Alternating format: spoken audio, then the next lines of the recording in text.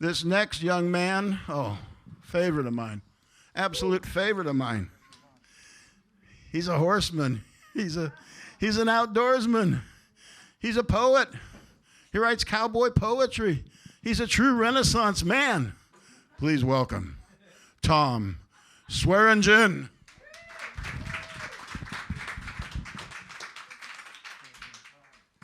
Well, by way of further introduction, I'm a rootin' tootin' wordsmith, a bronco twister of tall tale, a creator of compositions on the wily western trail, wranglin' danglin' participles, culling near rhymes from my word, replacing with truer pairings so as to build a stronger herd.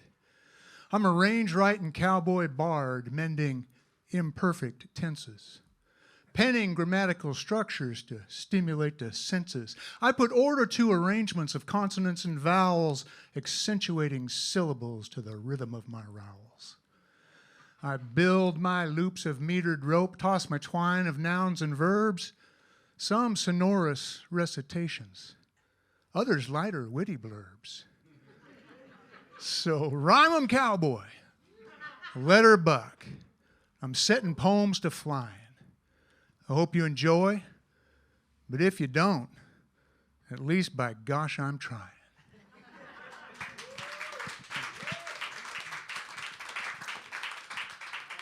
Well, thank you. It's a real pleasure to be back on the Artichoke stage, and it's wonderful to see so many people here tonight, and a lot of people are real familiar to me. A lot of friends, people who know me, and you came anyway, which is truly appreciated. What a great night of music, and now that ends, because all I'm going to do is talk to you. And I appreciate you hanging around to hear a handful of my poems. I am a horseman. My wife and I are blessed to own horses, and horses are a real important part of our life. So it would be pretty weird for me to do poems that don't include horses, at least some. So let me share this with you. I hear something special when a horse hits the ground. There's nothing else as magic as the rhythm of that sound. Could be a gentle clip-clop ambling down the street, or thunder at the gallop, all the blur of legs and feet. It doesn't matter whether barefoot or shod with nails and steel. There's nothing else I've heard gives me quite the feel. I've heard the greatest orchestras and a diva's glorious song, and choirs harmonizing like a grand angelic throng. I have seen the late and great ones, from Elvis to George Jones, those with voices that move and shake you deep into your bones. But I hear something special when a horse hits the ground. There's nothing else as magic as the rhythm of that sound. I've heard a child's first words and the whinny of a newborn foal, the beautiful songs of yesteryear and classic poems of old, the echoes through the canyons when a coyote calls a friend, the gentle sound of evening breeze at daylight's peaceful end. And yes, those sounds are wonderful, and each speaks to my soul, but so does the sound of hoofbeats when horses are on the roll. When I hear a horse's hoofbeats, no telling what I'll find, with imagination running free, painting pictures in my mind. A future Derby winner leading on the rail, the Pony Express rider rushing someone's mail, a finals barrel racer turning on a dime, the old country doctor's buggy arriving just in time. A desperado's getaway following a spree, posse hot behind, aiming to hang him in a tree. A bred-to-buck saddle bronc flanked and just set loose. Proud Umatilla on a swift cayuse. A bulldogger and hazer closing on a steer. The Revolution warning ride of patriot Paul Revere. Or the horses I grew up with when I was just a pup. Flicka, Silver, Trigger, and my stick horse, Giddy Up. No telling where they'll take me when I hear a horse's feet. My imagination in the saddle just a riding with the beat. Because I hear something special when a horse hits the ground.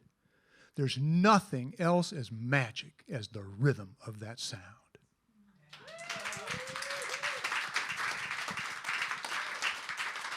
Thank you. Just curious if I can see the audience. Just curious by show of hands, how many people here own horses or have owned horses? Couple, 2, 3, 4 of you, maybe. Great. And that means the rest of you fall into the other category of people who wish you had a horse. Right? Yes, maybe not now, but at some point, who hasn't wanted a pony, right?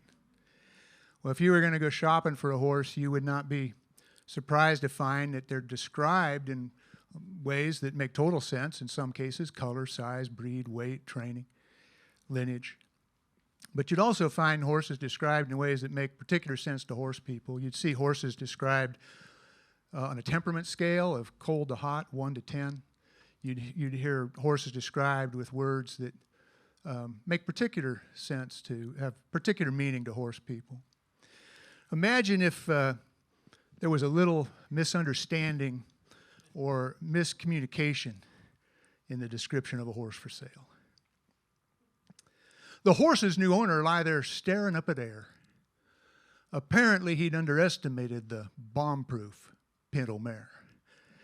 For he'd barely stepped a stirrup and settled up on top when that horse gave one mighty buck and launched him to a flop.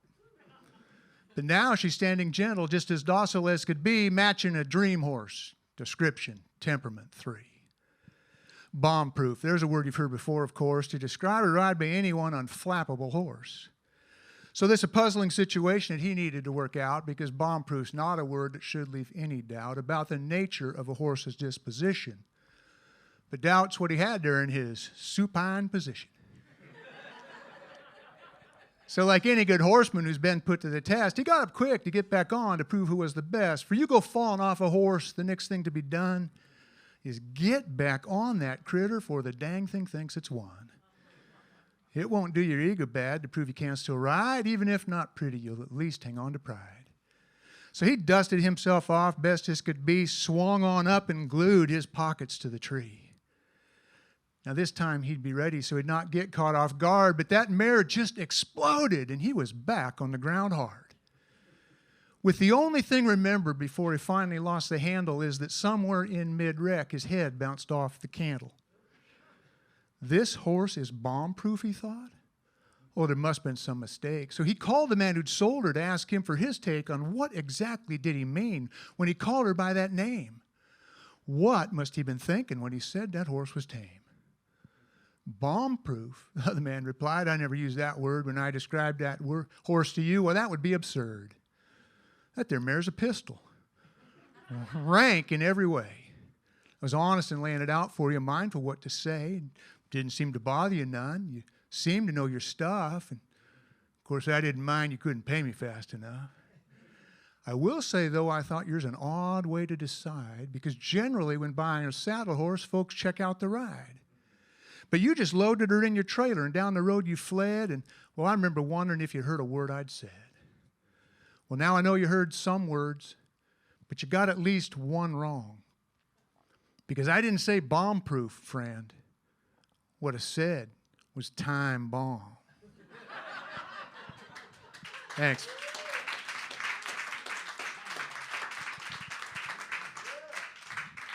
All right. So now that we got our horse, let's go out and use it, and let's go out and find some cows, huh? So let me paint you a picture here. The setting for this particular inspiration of this poem is we have saddled the horses in the dark real early. And we've ridden out in the dark. And now, just as the sun is starting to show, we're on the edge of a canyon. We're looking down into that canyon. There's not a lot that's spoken as we sit upon our mounts, the cow boss checking tallies, adding up to remnant counts.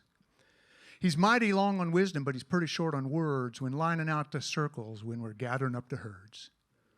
Oh, they're out there, boys, go get them. You know what to do.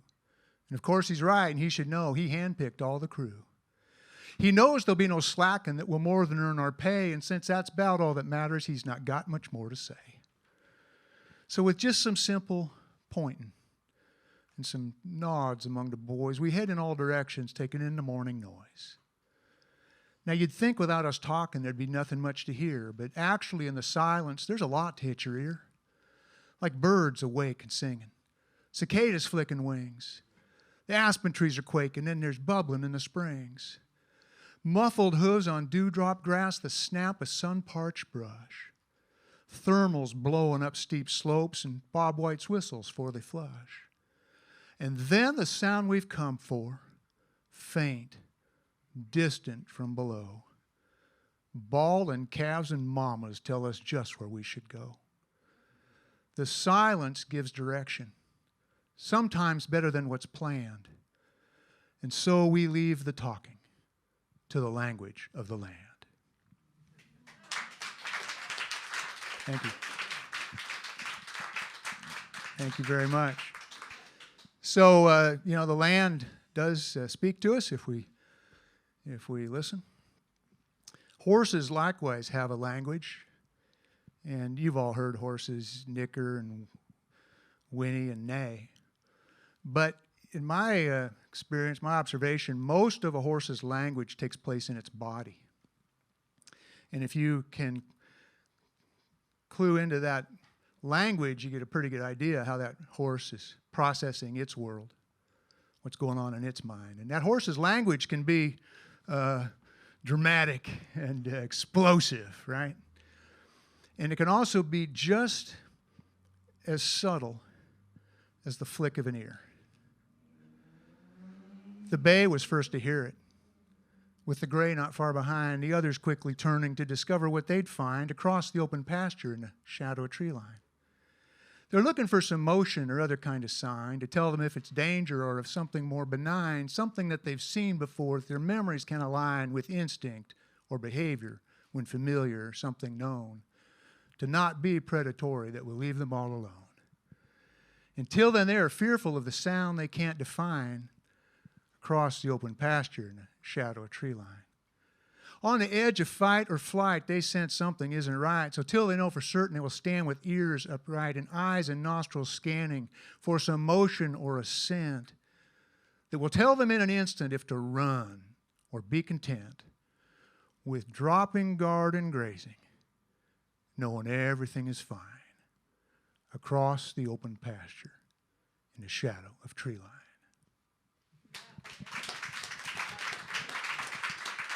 Thank you.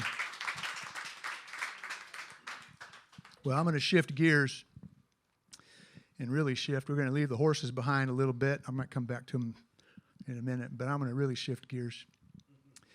For 10 years or so, until fairly recently, I had a small volunteer role at Coffee Creek Correctional Facility, which is Oregon's women's prison in Wilsonville.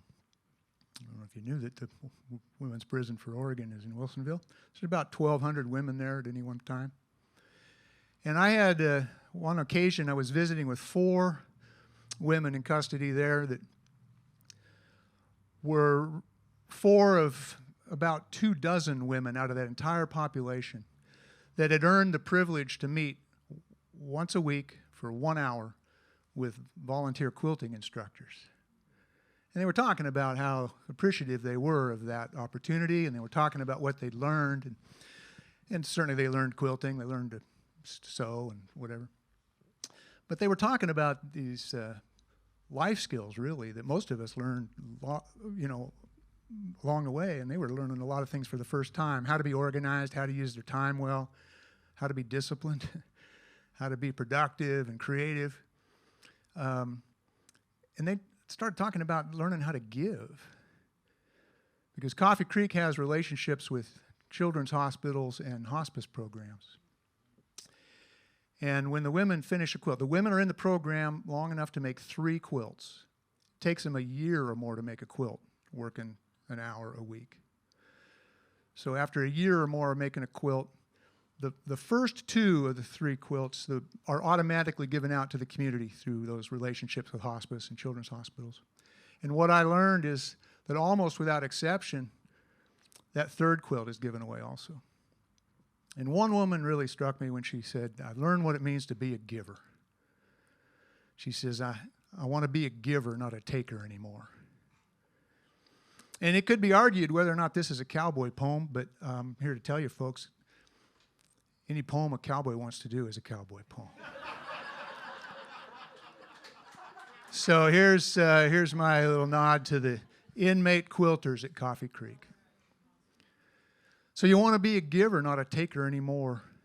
And you're committed to spend the time to tackle that big chore. You're making the changes you know you need to make to get your life together. No more hearts you want to break, including yours, because you know the trail that you've been on is one that leads to nowhere, except all kinds of wrong. Well, it's the one that brought you to the place you are right now, but you've been shown a better path, and you'll get on it somehow. No, it won't be easy. There's no quick shortcut. It's going to take full effort of your brains, your heart, your gut, and support from good people to help you make it through and show you how to navigate the troubles you'll come to. But you get on that good new road and your future will unroll. You'll see the bright horizon even from the darkest hole. You start by picking pieces of your life up off the floor and putting them back together, but better than before. Kind of like a quilter, taking scraps and spools of thread and creating a thing of beauty to grace a child's bed. Or making a treasure of memories for an old man's final days.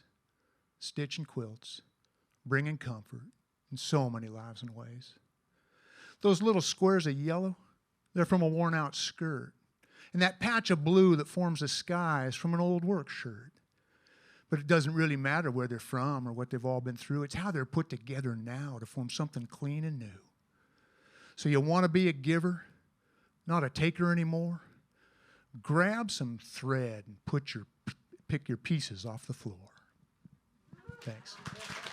Thank you. So thank you. I do see a lot of friends here tonight, and I do not take friendship for granted. So really appreciate you being here. Let me share a poem about friendship. He knew his knock would one day not be answered. The day would come there'd be no stir within, no creak of step on aged wooden floorboards, no lifting of the latch, no come on in. No giving ear again to his grand stories of Badwin's Road and following the creed. His memories of a life well lived and cherished, no wish I had, regret, or unmet need. No sitting by the flicker light of candles, him hearing of old times, new hopes, new fears, a future that's now lonelier and harder with each new sunrise morning that appears. Each winter about this time he paid a visit to sit, listen, looking on his friend. The last few years both knowing but not saying. Each visit brought them closer to the end. This year he knows his knock will not be answered. He knew it when he came around the bend. No chimney smoke, no window light, no footprints. There would be no more visits with his friend. The stillness of the cabin's what first struck him. And then the note left for him on the wall. Said, I'm so glad you've come again to see me. So sorry that I missed your final call. But knowing one day soon I will not wake, and I leave this note to greet you if I've passed.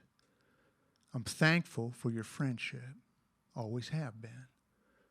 I knew you'd be here for me till the last. To friendship.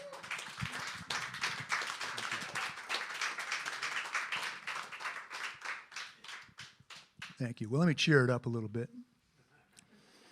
Do we have anybody here rope? Anybody here? You got any ropers?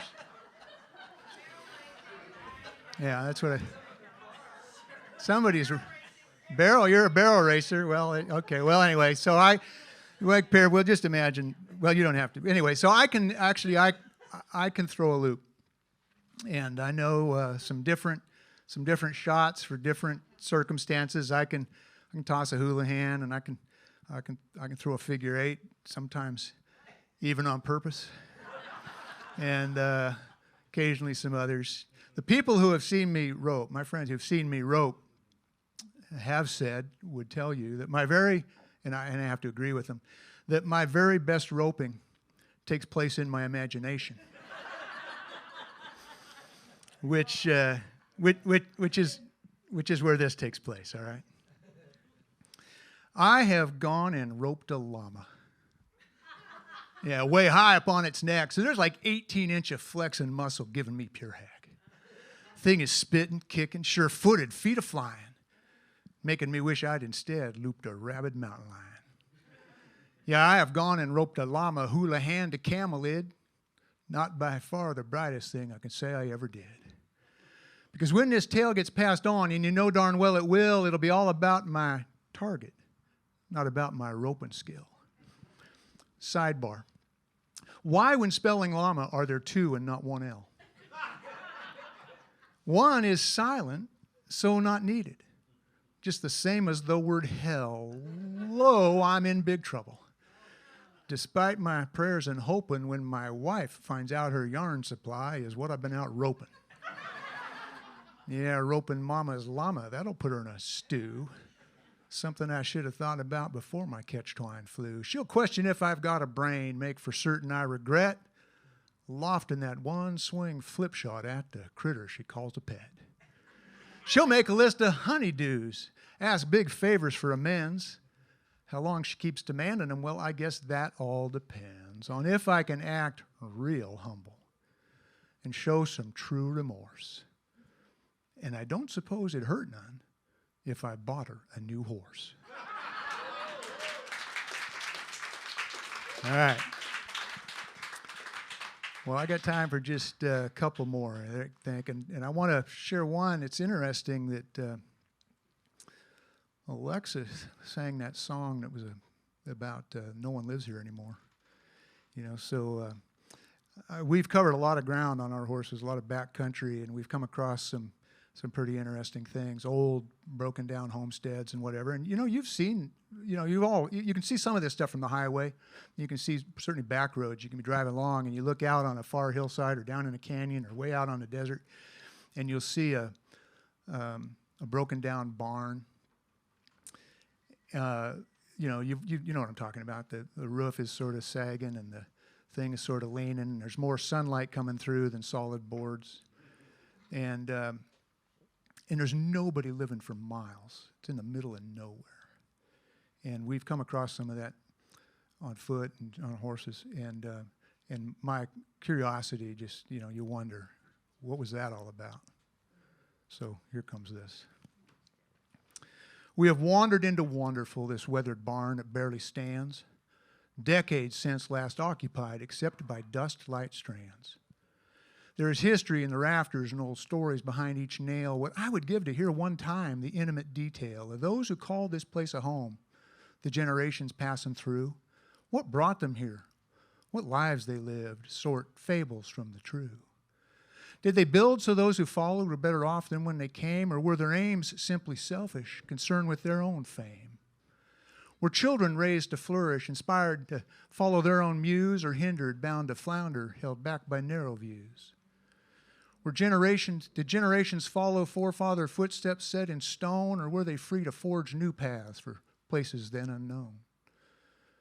For me, I choose to think the best of those folks who left this land, how I hope their departure not hastily unplanned, that prospects for something better had them set out for their dreams and leave behind this tangle of tilting walls and beams. The truth, of course, long hidden deep in dust and splitting grain, floors buckling to the elements and gravitation strain. There's no one here to tell the tale, and I can't read between the lines of timbers bent and weary as this old barn declines. So it's my imagination that gets to fill in the detail of the history in the rafters and old stories behind each nail.